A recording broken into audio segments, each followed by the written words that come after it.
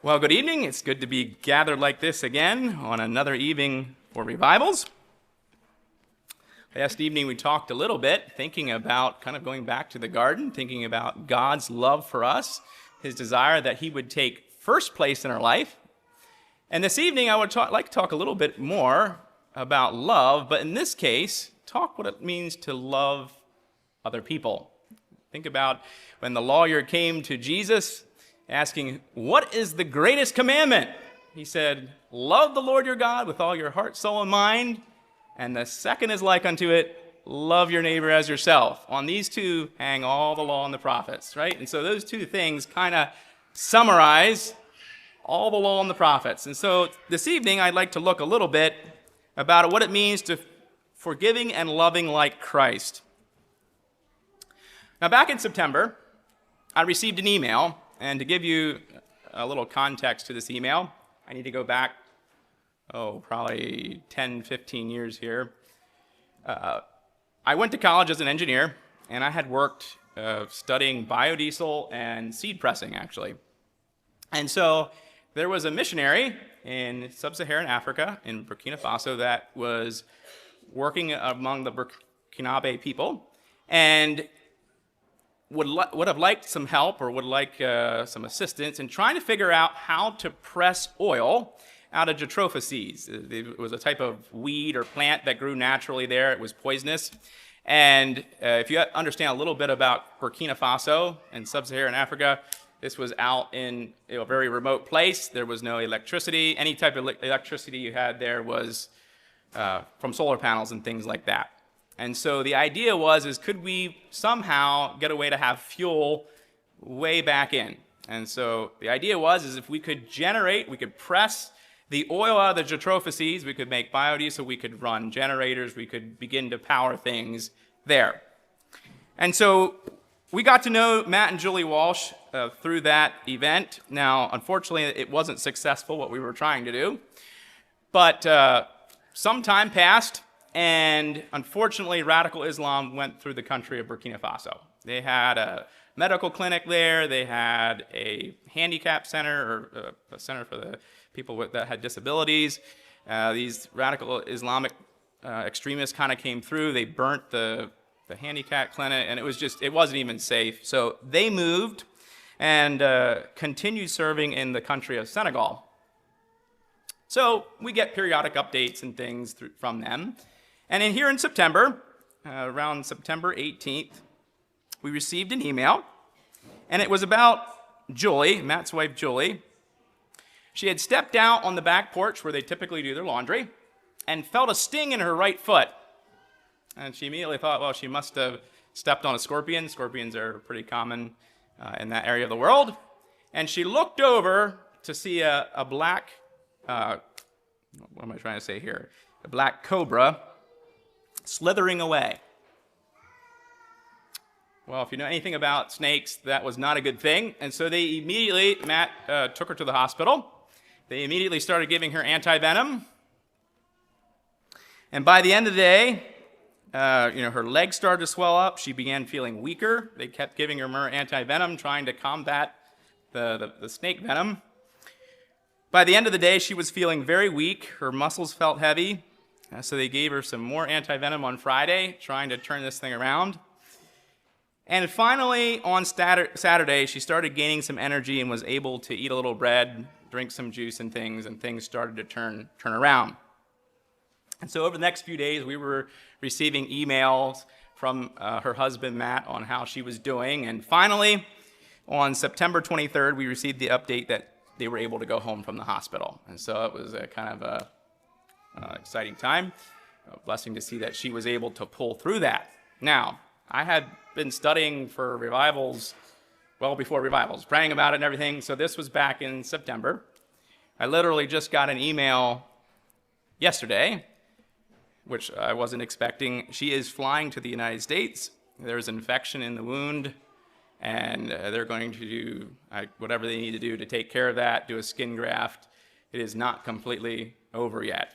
And so they're actually flying her home to get that additional medical treatment. As I was thinking about that story, my mind went back to Genesis 3:15. This is kind of where we were last evening. This was God speaking to the serpent. He said, "And I will put enmity between thee and the woman, and between thy seed and her seed. It shall bruise thy head, and thou shalt bruise his heel." And so she got bit like right in the heel, right in that right foot area. And so my mind went to that. And I realized that's a prophetic reference to Christ. We understand how Christ came. He was bruised for our iniquities. He was chastised. He suffered. He died. We could say his heel was in essence bruised. But he rose from the grave. He rose victorious over death and sin.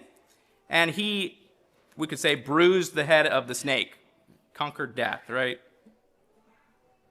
And yet what God was saying to that snake, that serpent, was not only a prophetic reference to Christ, but is also what we deal with today with snakes sometimes.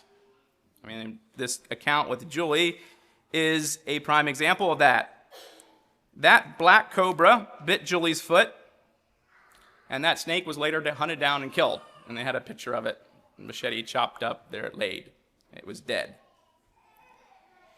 However, in all this, it's a reminder to me about how serious snake bites can be. Now, I'm glad we don't have black cobras slithering around here. I would have to get used to that. Julie could have easily lost her life had she not received the appropriate medical treatment quickly enough. I mean, it really threw her back. And I was surprised. I didn't realize, I don't know much about black cobras, but it was serious. And as I pondered all this, it reminded me of life. There are things that come into our lives that are extremely difficult. And I don't know what all you're facing. I don't know each one of you individually. I don't know what you're going through. I don't know what you're facing or what you have come through. People can be very hurtful in their actions and their words. Sometimes we get hurt by the people that are closest to us. And these hurts can leave deep scars. And yet, even when we have been hurt deeply, Christ has given us a way to overcome. Even when we've been hurt deeply, when people talk badly about us, talk behind our back, or we go through a real difficult time, Christ has given us the power to overcome. And he longs to redeem the situations in our lives for his honor and glory. He longs for that. So many times we look at the issues in life and we immediately go to the people. It's the people's fault.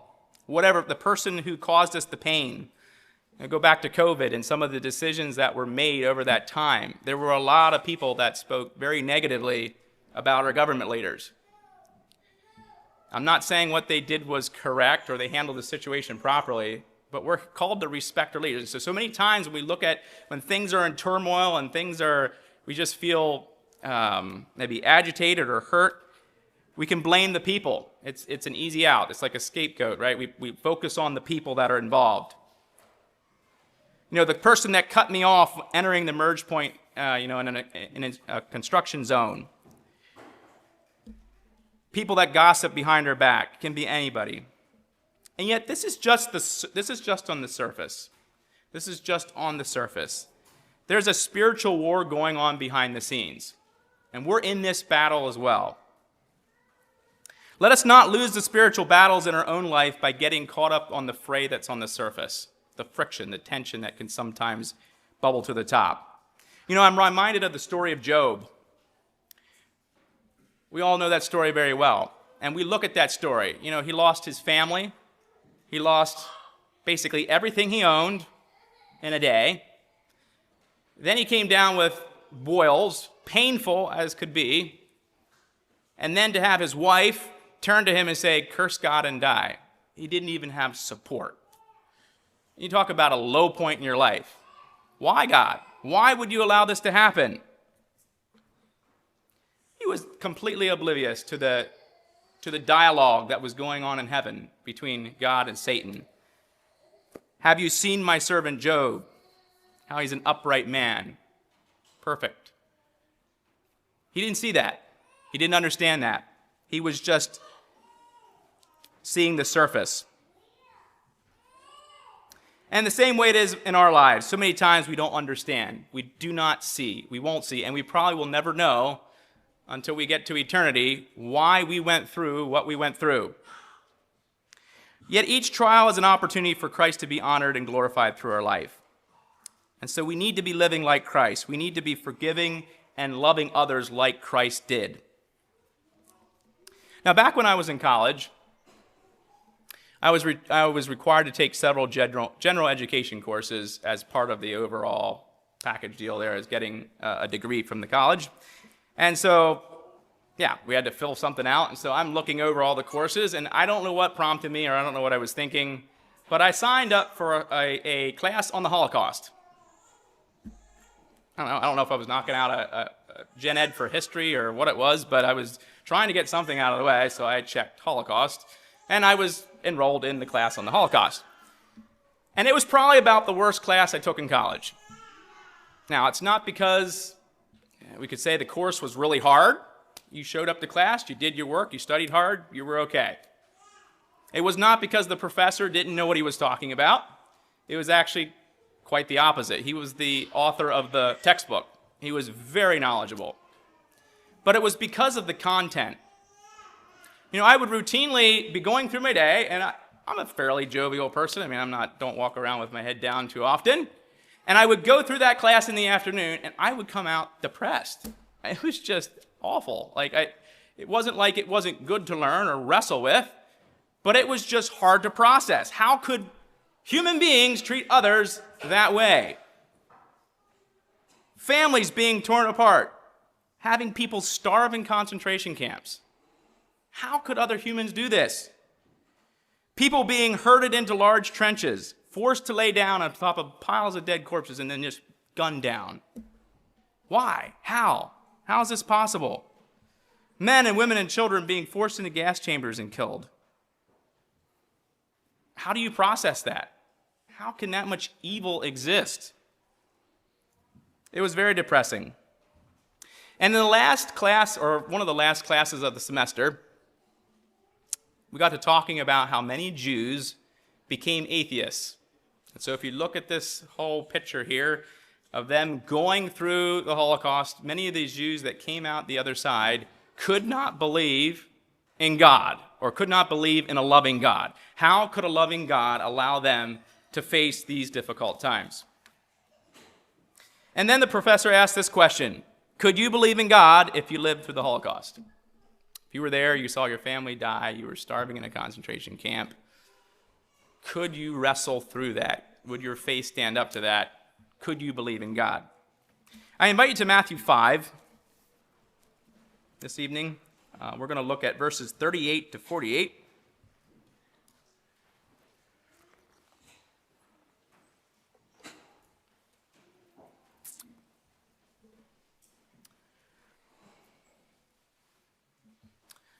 This is the Sermon on the Mount. Jesus is talking about how we treat other people, and specifically those who mistreat us. So I'll read verses 38 through the end of the chapter, but we're going to be focusing on loving our enemies there in verses 43 through 48. So I'll start at verse 38, though, because it gives some good context. Verse 38, ye have heard that it hath been said, an eye for an eye, and a tooth for a tooth. But I say unto you, that ye resist not evil. But whosoever shall smite thee on the right cheek, turn to him the other also. And if any man will sue thee at the law, and take away thy coat, let him have thy cloak also. And whosoever shall compel thee to go a mile, go with him twain. Give to him that asketh thee, and from him that would borrow of thee, turn not thou away. Ye have heard that it hath been said, thou shalt love thy neighbor, and hate thine enemy. But I say unto you, love your enemies, bless them that curse you, do good to them that hate you, and pray for them which despitefully use you and persecute you, that ye may be the children of your Father which is in heaven. For he maketh his sun to rise on the evil and on the good, and sendeth the rain on the just and on the unjust. For if ye love them which love you, what reward have you? Do not even the publicans the same? And if ye salute your brethren only, what do ye more than others? Do not even the publicans so? Be ye therefore perfect, as your Father which is in heaven is perfect.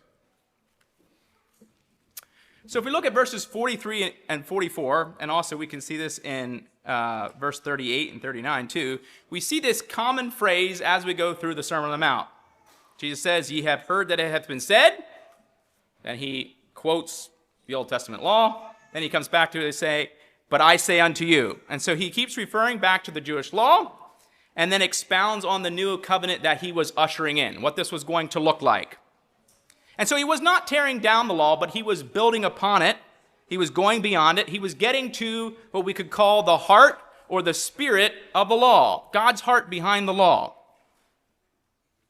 In the Old Testament, the Jews were commanded to love their neighbor and hate certain of their enemies. And so when I looked this up in my cross-reference here in my Bible, it brought up Deuteronomy 23:6. It was talking about the Amorites and talking about the Moabites. And it says, thou shalt not seek their peace, nor their prosperity all the days forever.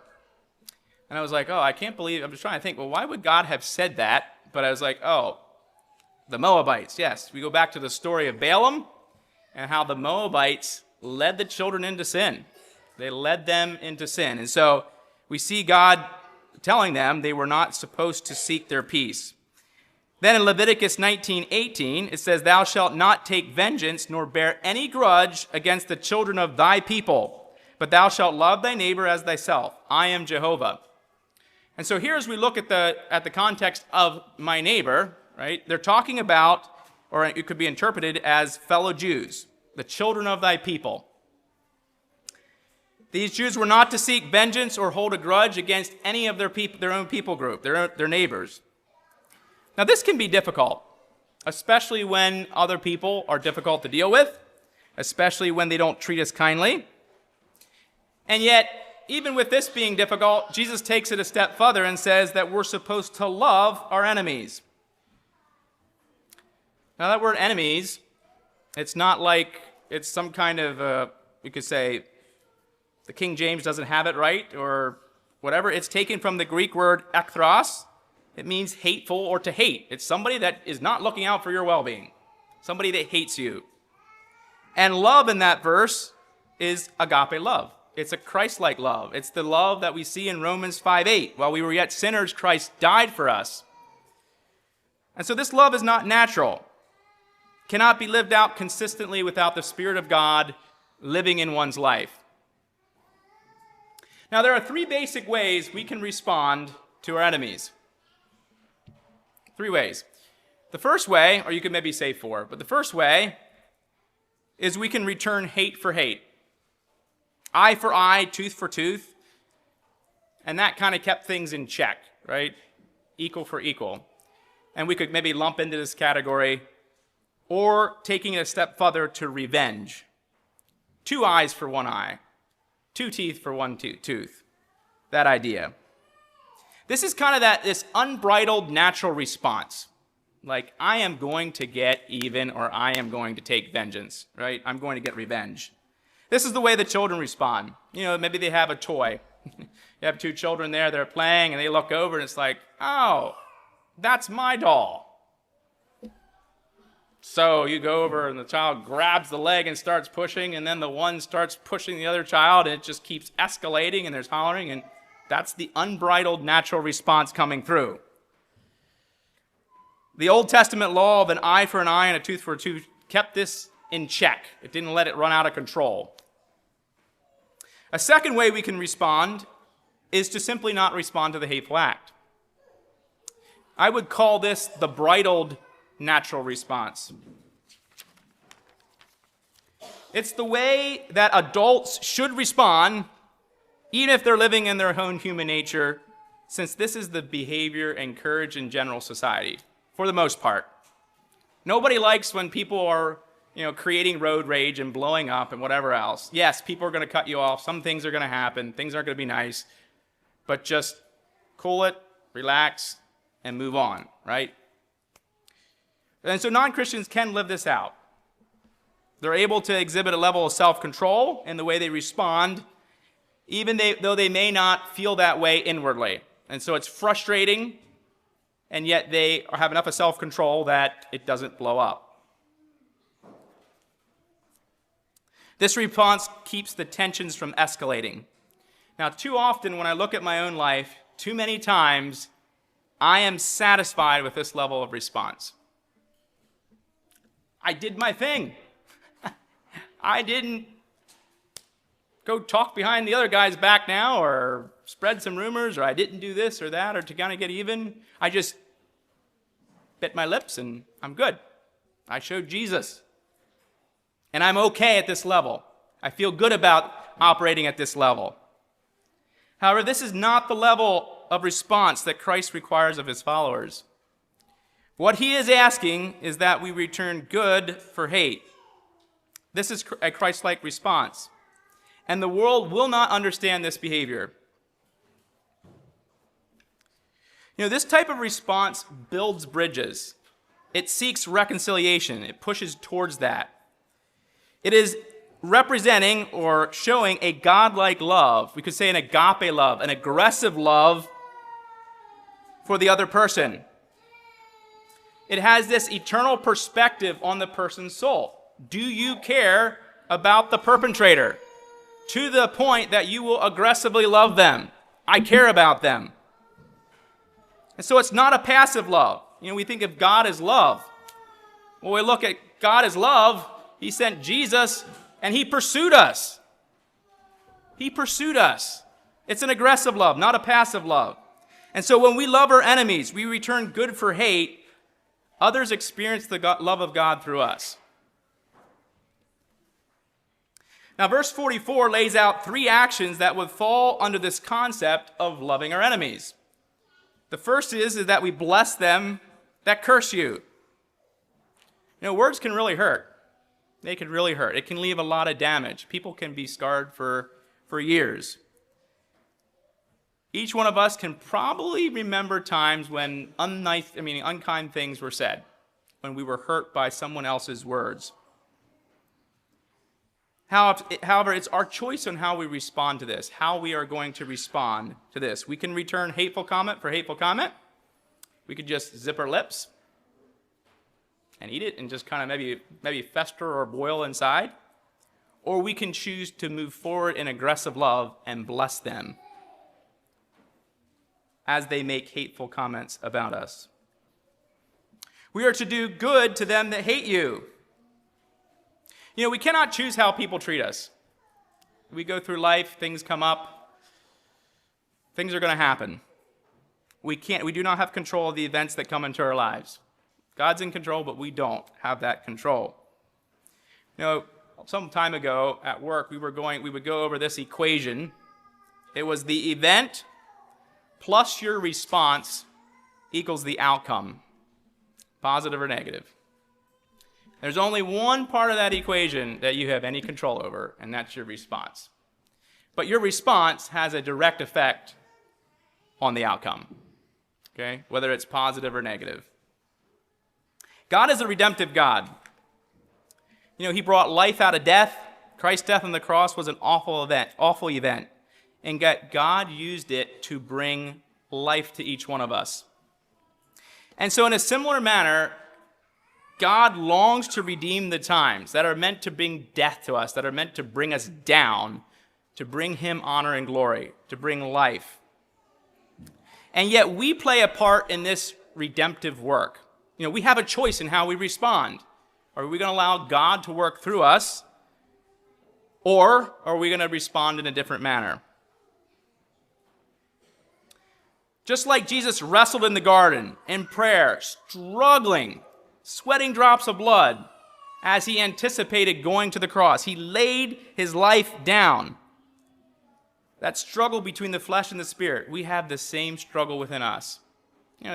Sometimes we think, well, Jesus was just going to go to the cross. That was it. That he understood so clearly. And yet the flesh was in there bucking the whole way. There was nothing pretty about it. And so we still have that struggle within us. And yet when the spiritual victory is won, when we get through to the other side, the beauty that comes forth out of the struggle is more beautiful than had we not gone through that event or that struggle at all. You know, so many times we want to shy away from the difficult times in our life. So many times we want to pull back. We don't like conflict. We don't like things coming up. We want to pull back. And yet God longs to redeem those times in our lives. Are you willing to do good to those who hate you? It comes down to an everyday choice in life. It's a choice we make. And then finally there in verse 44, it talks about praying for them which despitefully use you and persecute you. You know, one of the clearest pictures I see in Scripture of this is when Jesus was hanging on the cross. In Luke 23:34, Father, forgive them, for they do not know what they're doing. Another example would be Stephen in Acts 7:60. When he kneeled down, he cried with a loud voice, Lord, lay not this sin to their charge. And you can look back and you can read the Martyr's Mirror and you see examples as well of people praying for the exact same people that are trying to kill them, that are trying to bring death. To sincerely request that God would forgive those who are in the process of killing you is displaying a love that does not come naturally. You have to see past the person. You have to see past the facade, the surface, to the person's soul.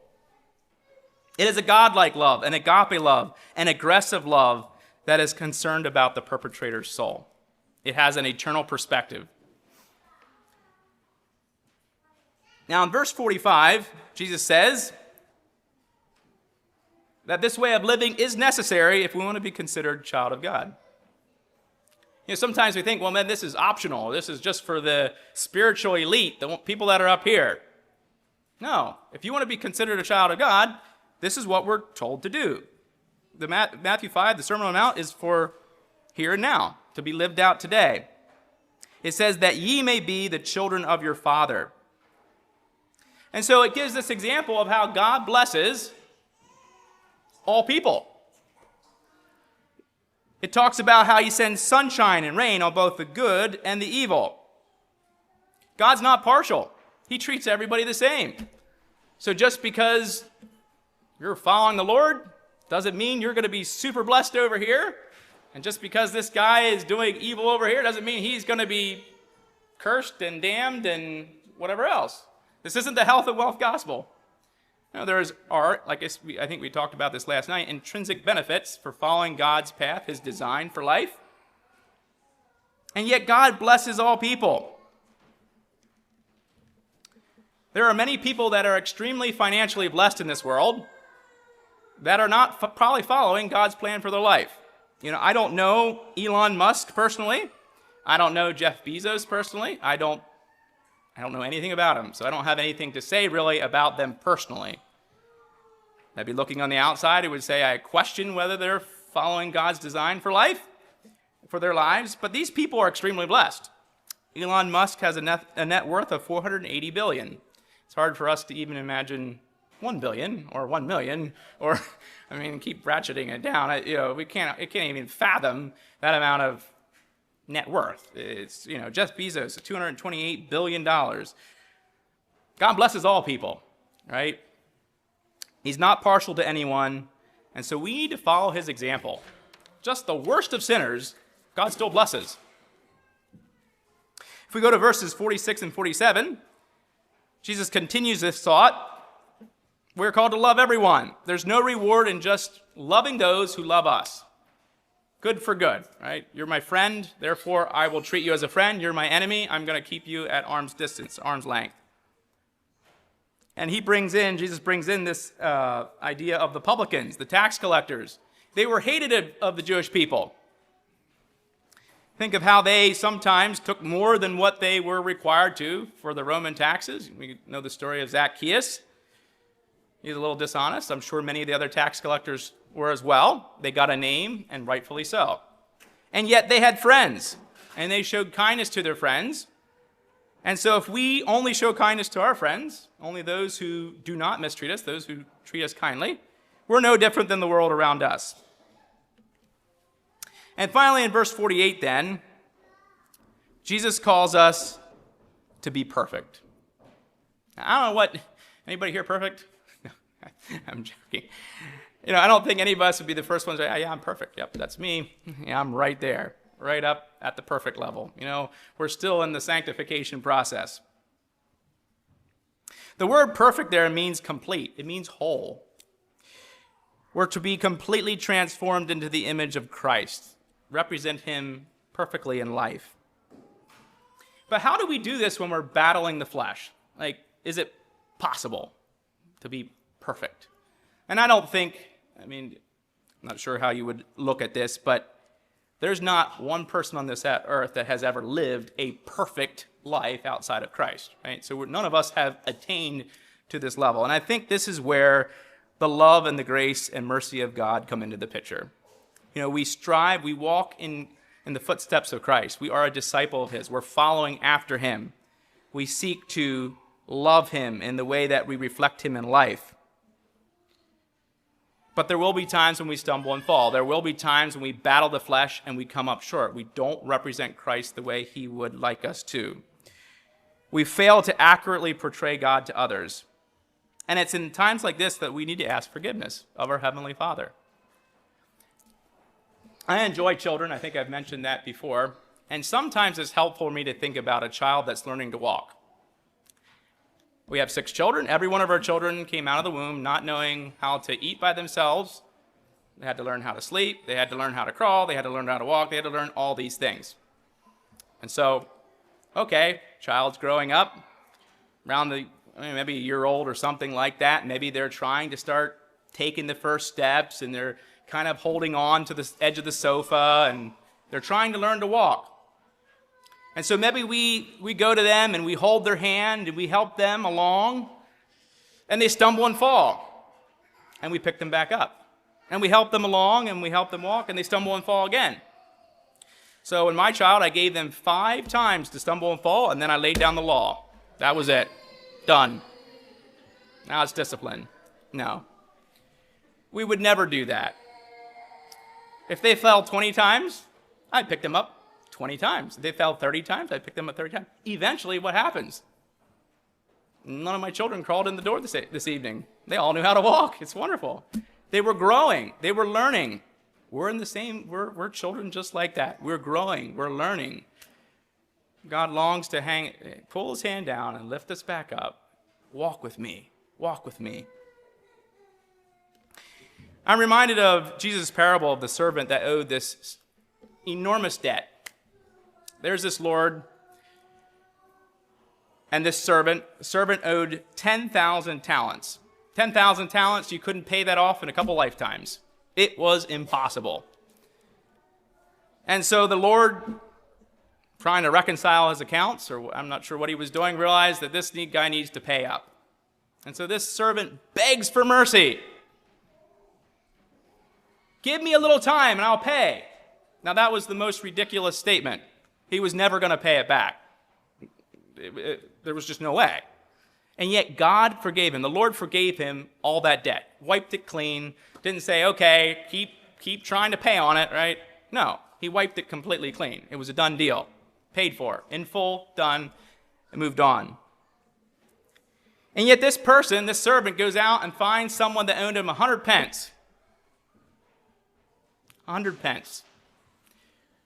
I like to think of that as roughly maybe a 4 months worth of income. If we look at Jesus' parable of the laborers, the day laborers, some were hired in the morning, some were hired in the evening. I think they each received a pence, right? So it's kind of like a day's wages, right? So 100 days' wages, 4 months, maybe a little more, somewhere in that range. It was a doable amount. You give somebody time, and they have the right effort and motivation, they could have paid it back. And yet this servant turns around, he throws the other guy into prison. Last time I checked, they don't pay very well in prison. He was in there for life. He wasn't getting out. If we're not careful, we can be like this other servant, refusing to forgive, throwing other people in prison for the small mistreatments we really receive sometimes. It's so important that we have a proper perspective on what Christ has done for us. We need to keep this in focus. As soon as I take my focus off of what Christ has done for me, I start focusing on the wounds that I received, the hurts in my life, the mistreatment, it becomes harder and harder to forgive. Last evening we got home, and we sat down for our family devotions, and I opened up the book, and it was on Numbers 21. It's the account of the Israelites. They're in their wilderness wanderings, and they're complaining again, complaining against God, complaining against Moses. They don't have water. They're sick and tired of this manna, and God judges them. He sends these poisonous snakes, these fiery serpents, in among them, and they're biting them. People are dying, and the people are seeing their friends die, their family members die, and they realized they had sinned. And so they go to Moses and say, call out to God, please forgive us, have him stop this. And so God tells Moses to make a brass serpent, put it on a pole, put it up in the middle of the camp, and anyone who looked on that brass serpent would be healed. So oftentimes in life, we look at the wounds. We nurse our wounds. We focus on the pain that we received. Yet the real victory comes when we look to Christ. First and foremost for our salvation, but then in following in his footsteps. When we understand what he's done for us, it becomes easier for us to forgive others. Now, I felt led to share this message this evening because this was something I was personally struggling with here recently. It was a small issue, really shouldn't have meant much. I felt like I was being trampled on by others. My inner self wanted to rise up and just kind of push back. Like, I had every right. It wasn't just what was going on. And I struggled to know what to do. I became more and more frustrated as I looked at the situation. It wasn't right. It wasn't fair. It wasn't just. Do I push back? Do I just be quiet and inwardly stew about what was going on? Or do I lay down my will in order to bless the other person, even though I felt like I was being completely mistreated?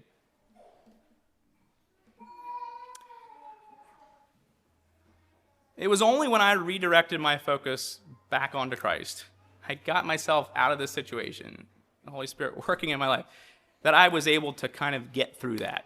It was something so small. It should have been small. It should have been nothing. And yet I was focused on the hurt. I was focused on the pain. We've been forgiven a debt that we had absolutely no way of paying, each one of us. And yet we go around placing people in prison, those who have mistreated us, those who have caused us hurt. We keep them at arm's length. We do not love them in the same way that Christ truly loved us. And yet God is calling us to love our enemies, to follow him. In light of what Christ has done for us, can we do anything less? I'd like to read an excerpt from Corrie ten Boom.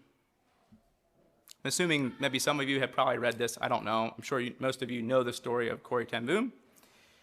When I was studying for this sermon, I was looking for an example of someone who came through the Holocaust and forgave. Because the question of whether God exists, God is love, he's an act of love, is kind of on the, you could say, kind of analogous to, could a person love? Can people love coming through such deep pain? And when I stumbled upon this story of Corrie, I was reminded again of the importance of keeping a proper focus. And so this account is, I think she's the one writing it, it takes place several years after the war ended, and she's traveling around, speaking on forgiveness. She's traveling in Europe. So I'm going to read it this time. Hopefully this can be a blessing to you. It, to me, I think is very powerful. It was in a church in Munich that I saw him. A balding, heavy-set man in a gray overcoat. A brown felt hat clutched between his hands. People were filing out of the basement room where I had just spoken. It was 1947, and I had come from Holland to defeated Germany with the message that God forgives. And that's when I saw him, working his way forward against the others. One moment I saw the overcoat and the brown hat. The next, a blue uniform and visored cap with its skull and crossbones. It came back to me with a rush. The huge room with its harsh overhead lights. The pathetic pile of dresses and shoes in the center of the floor.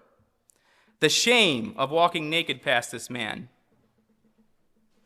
I could see my sister's frail form ahead of me, ribs sharp beneath the parchment skin. Betsy, how thin you were. Betsy and I had been arrested for concealing Jews in our home during the Nazi occupation of Holland. This man had been a guard at Ravensbrück concentration camp where we had been sent. You mentioned Ravensbrück in your talk, he was saying. I was a guard in there. No, he didn't remember me.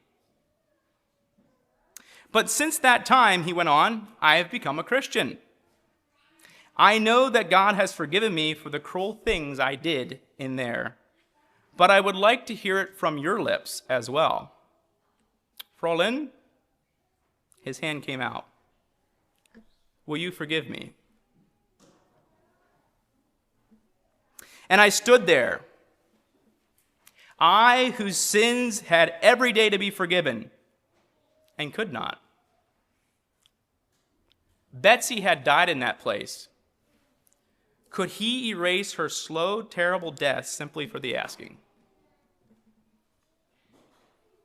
It could not have been many seconds that he stood there, hand held out, but to me it seemed hours as I wrestled with the most difficult thing I had ever had to do.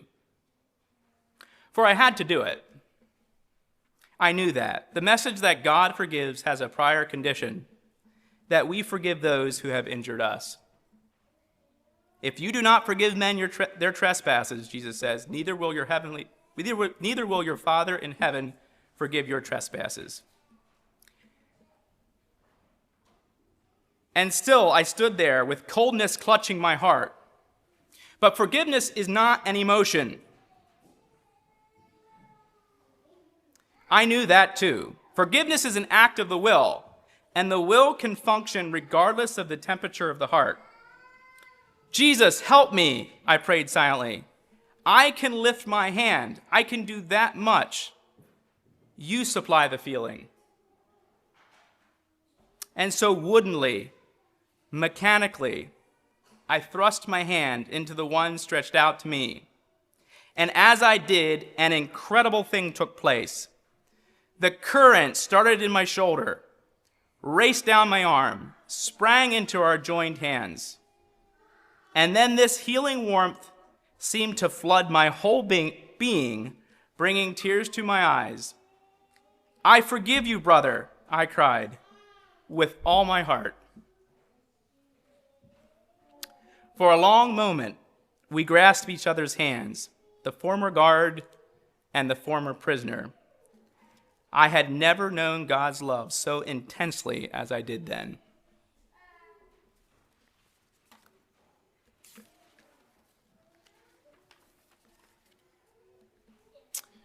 In conclusion, I'd like to go back to that class on the Holocaust and the question the professor asked.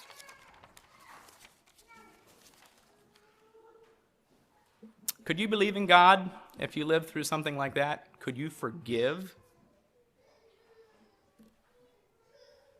How would you have responded if you were faced with this level of persecution? Would my faith be able to withstand that severe test? What if we were one of those stories in the martyr's mirror? Would we be praying for our persecutors? The Nickel Mines school shooting. I have 5 daughters. What if I was one of the fathers that got that call that one of my daughters was killed, was shot? Could I respond in love? And yet there are 2 things that are very clear to me as I sit here and I wrestle with some of those questions. The first is that God is faithful. God will give us the necessary grace and strength to do what he calls us to do or calls us to go through. So many times we look at it from the outside and there's just no way we could ever make it through. I don't know how I would do it. And yet God gives us the grace in that instance of time to do that. He will not let us down. He has never left me down. And there's not a person on the face of this earth that will stand before God on Judgment Day and state that they had no choice or could substantiate a claim that God was not faithful. Not a person around that will be able to do that. And the second thing that's clear to me is that loving one's enemies is one of the clearest pictures that God is alive. We serve a living God. For a person like Corrie ten Boom to forgive a Nazi guard from Ravensbrück did not come naturally. God is love. He's alive. He's alive within the hearts of many people around the world. For someone to return love when having experienced such extreme hate can only come from the Spirit of God living within them. The bite of the serpent can kill a person. Just like unforgiveness and bitterness has destroyed so many people. Christ bruised the head of the serpent, and he has given us the power, his Spirit, to do the same in situations that arise.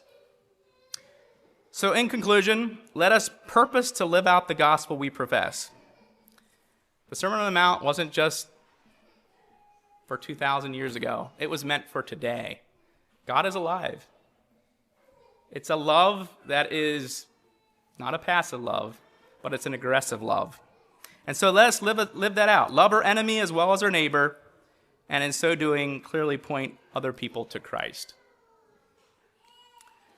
Well, that's all I have for this evening. Thank you for your time and attention. I know, like I said, what it's like trying to pull a family together and trying to make it here on time, and we were rushing around barely making it on time. So thank you for being here and for your time and attention. Keep praying. I think so many times what we get out of a service is directly proportional to what we put into prayer before the service. Okay, so be in prayer, and look forward to seeing you here tomorrow evening. I would like to end this service. I know we usually stand for a closing prayer. I'd like to end this service with a kneeling prayer. There's something about that posture and relating that to the posture of the heart that I think is so important. So let's kneel for a prayer. That'll be our closing prayer, and then you will be dismissed.